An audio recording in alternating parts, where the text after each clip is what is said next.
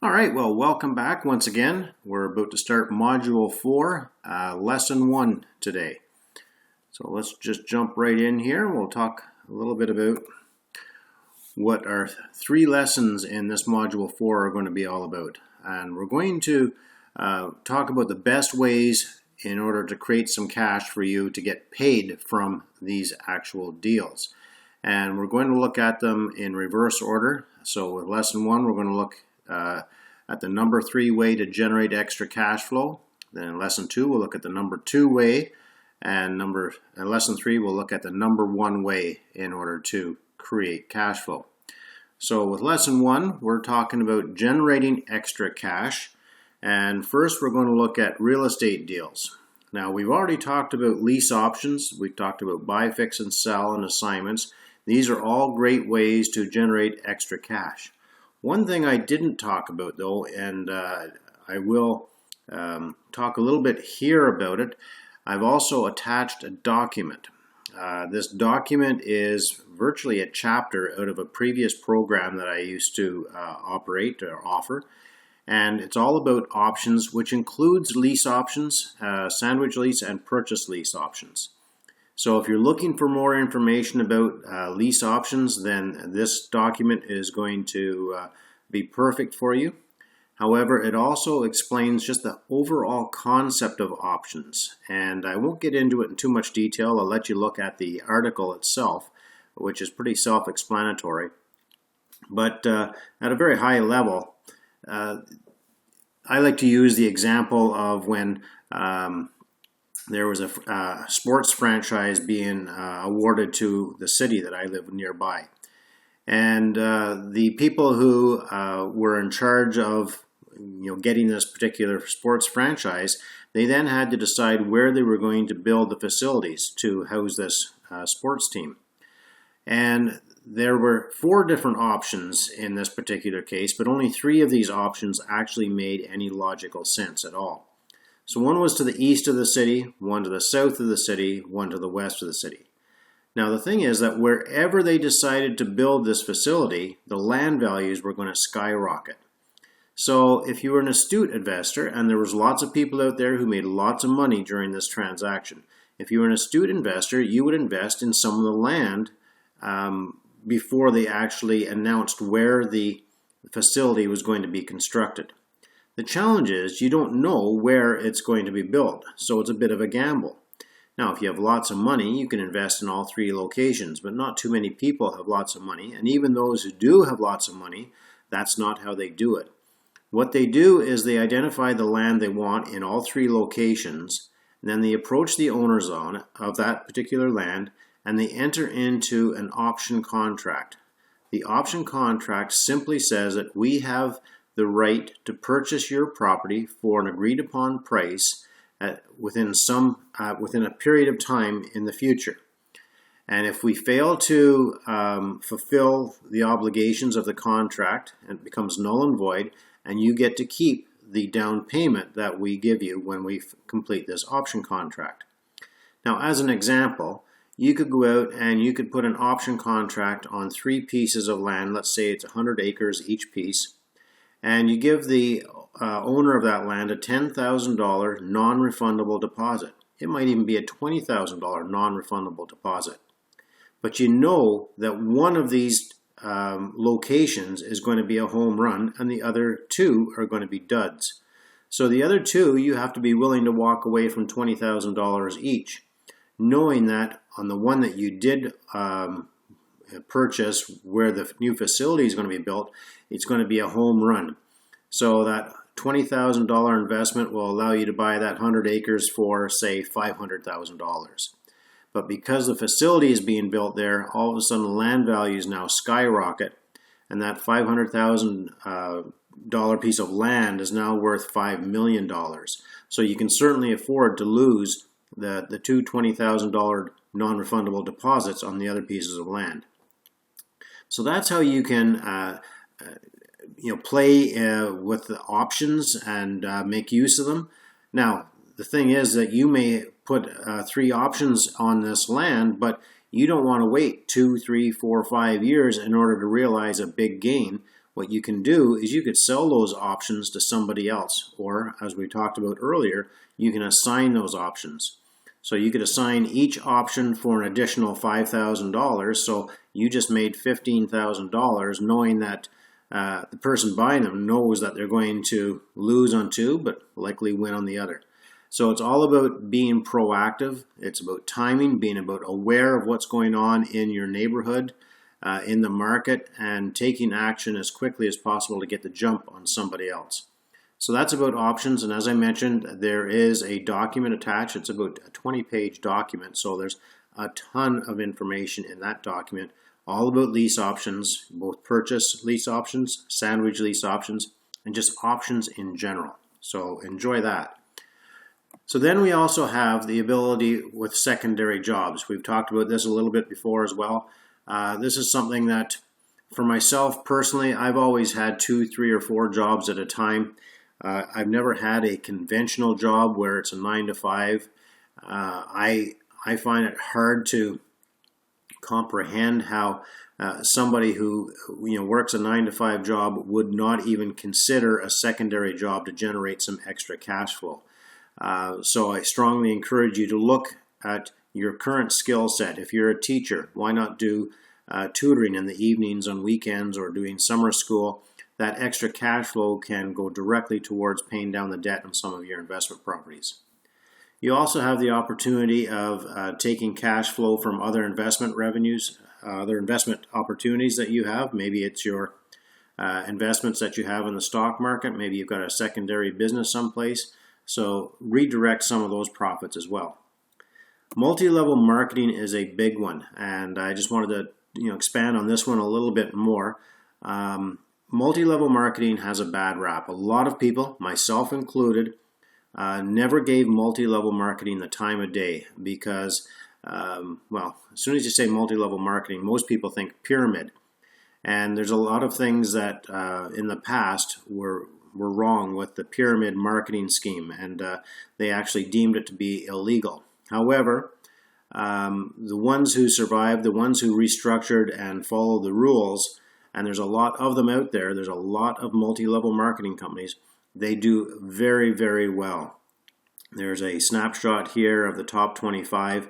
I just pulled that off the internet, and I'm actually involved in one of those top 25 companies. Now, I will admit that I'm not very active, simply because I don't have the time and energy to put into it. However, several of my students are very active in one of these multi-level marketing programs, and they're doing very well. So if you want to learn how to create a business, build a business, run a business, I would strongly suggest and encourage you to take a look at a good multi-level marketing program and get some referrals to find out what is the best one. And whatever the product or service that company is providing, it needs to speak to you, it needs to resonate with you so that you feel good about selling and representing them. And it's a great way to generate some extra cash flow. And it's a great way, there's a lot of people who generate a lot of money with the multi-level marketing. Another one that I really like the idea of is helping others help you. So the question here is, what if a joint venture partner invests with you, and instead of you splitting everything 50-50 or whatever the split is, they take the equity growth plus the principal pay down, and you take all of the cash flow from the deal. So this idea came about as a result of playing cash flow, actually. A number of years ago, I'm talking probably 7 or 8 years ago, during one of the events that I was teaching, what we would do over the weekend is in the evenings, we would play Cash Flow 101, just on a social level. And this one group, what I would do is as the students were playing the game, I would just walk around from table to table. I wouldn't tell people how to play, but I would just plant seeds of thought and make a suggestion. What if you did this? And then just walk away and see what they do. And in this one particular case, there was 4 young gentlemen playing the game, and I planted that seed of thought. And I said, what if you were to help somebody? If you were to help, Bob, if you were to help Paul, would you help Bob in the future? And Paul said, well, absolutely. Oh, okay, well, isn't that interesting? And then I just walked away. And they just sort of all looked at each other with this confused look. Then, after a few more rounds, you could see the light bulbs going off. And what happened was, in this particular game, three of the four people decided to take the lessons they learned while they were playing the game and apply them in real life. And they focused on one individual first, and they helped that person get out of the rat race in real life and get them into the big game. Once that person got into the big game, they then focused on the second person, and then ultimately on the third person. So it's all about cooperation, the law of reciprocity, where if you help somebody, they automatically want to help you back. So that's what I was thinking of when I came up with this particular idea. So let's take a look at a joint venture deal. Typically, the partner is going to bring all of the cash to the deal. The partner is going to qualify for the mortgage as well. And what you do, you actually bring the deal to the table, and you structure the deal, and then you ultimately manage the deal, creating a win-win situation for both partners. So again, the partner is going to invest, let's say, for example, $70,000 on a $325,000 house. That's the 20% down plus some closing costs.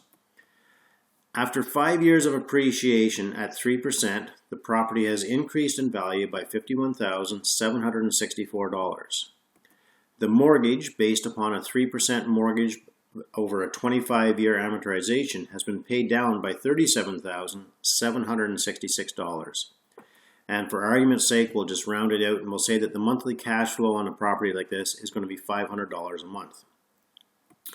So how does this play out now? Well, the partner's profit without the cash flow taken into consideration, that's just your principal pay down and the appreciation, works out to $89,530. They invested $70,000, which means that their return on investment over the 5 years is approximately 17% annually. So my question to you, do you think your joint venture partner would be happy with a 17% annual return, knowing that they don't have to do anything?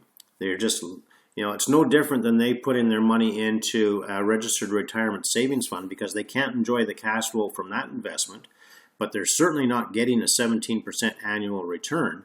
Plus, their initial $70,000, if they were to put it into the mutual fund market, is not secured at all, whereas their $70,000 investment here is secured by a piece of real estate.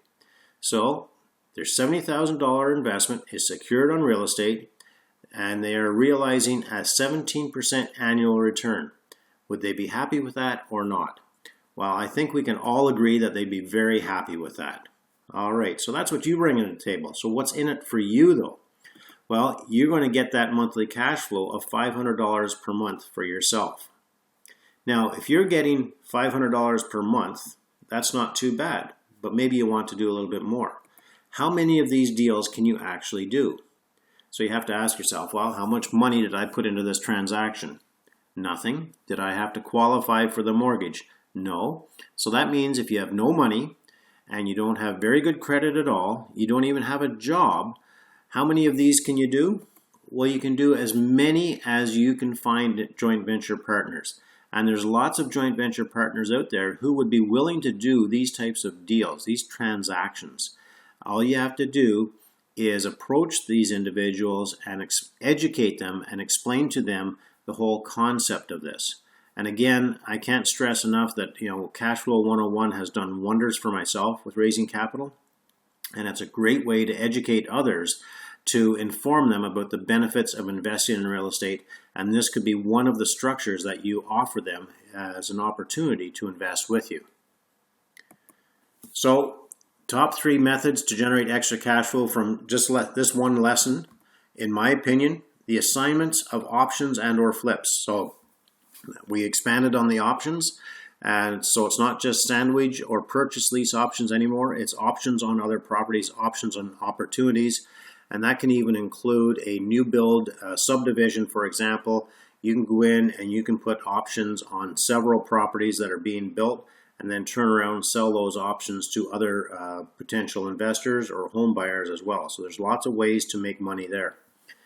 The second way is helping others help you. I love this concept, but I know for many of you it's a little bit out of your context and you got to get your head wrapped around it. But honestly, if you can educate people about the opportunity and show them the numbers and how the whole process works, I think you'd have people lining up to work with you in these types of deals.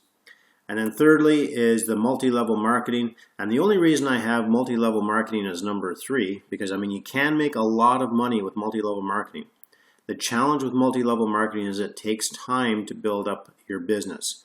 Now, if you're extremely aggressive and very dedicated to the business, you can definitely make a lot of money very, very quickly. I am friends with one individual who started a multi-level marketing business, and within 1 year she was making $10,000 a month. That's certainly nothing to sneeze at, that's for sure. So it can be done, but it does usually take time. So that's it for lesson number 1. Again, any questions, please feel free to contact me. We will go over this lesson again during the live recording and answer any and all questions that pertain to it at that point in time. So thank you very much, and we'll see you for lesson number 2.